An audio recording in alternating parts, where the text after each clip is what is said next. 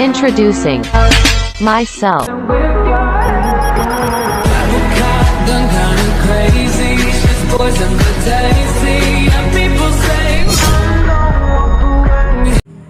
Halo, perkenalkan nama saya Anissa Septiawati Damanik dengan NPM 230102009. Saya dari Prodi Pendidikan Bahasa Indonesia dari Universitas HKBP Nomensan Pematang Siantar. Di sini saya akan menjelaskan apa itu passive voice dengan mata kuliah bahasa Inggris yang diampu oleh dosen pengampu Pak Rudian Manpurba. Yang pertama ada definition. Passive voice is sentences where the subject is subject to an action or activity. Sentences structure in English in which the object of an action becomes the subject of the sentences. Sementara pelaku tindakan atau agen dapat disertakan dengan menggunakan kata oleh. Dalam passive voice, urutan kata yang umum adalah object plus kata kerja bantu to be plus kata kerja utama dalam bentuk past participle. Kedua, passive voice formula atau rumus. Kalimat passive voice dapat dirumuskan sebagai berikut.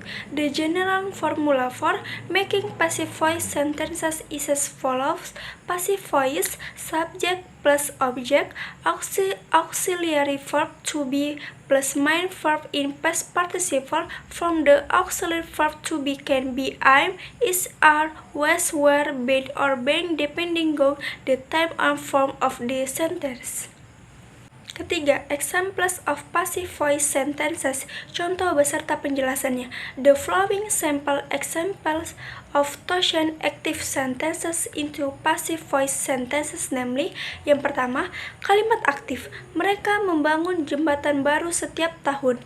Kalimat pasif, jembatan baru dibangun setiap tahun, dalam kurung mereka. Kedua, kalimat aktif, dia telah menulis novel fantastis. Kalimat pasifnya, novel fantastis telah ditulis dalam kurung olehnya. Tiga, kalimat aktif, mereka sedang mengecat rumah sekarang. Kalimat pasifnya, rumah sedang dicat sekarang, dalam kurung mereka. Penjelasannya, the explanation. 1. Object focus. Passive voice is also to highlight to object or result of an action rather than the person or thinking perform the action. Fokus object. Passive voice digunakan untuk menyoroti objek atau hasil dari suatu tindakan daripada orang atau hal yang melakukan tindakan. 2. Again, door of action, the word by is also to mention the person doing the action in the passive voice.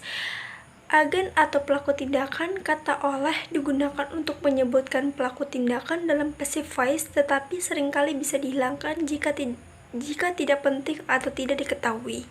3. Verb structure. In the passive voice, the main verb is in the past participle from and is preceded by the auxiliary verb to be. Struktur kata kerja dalam passive voice, kata kerja utama berbentuk past participle dan didahului oleh kata kerja bantu to be. Nah, yang terakhir ada kesimpulan.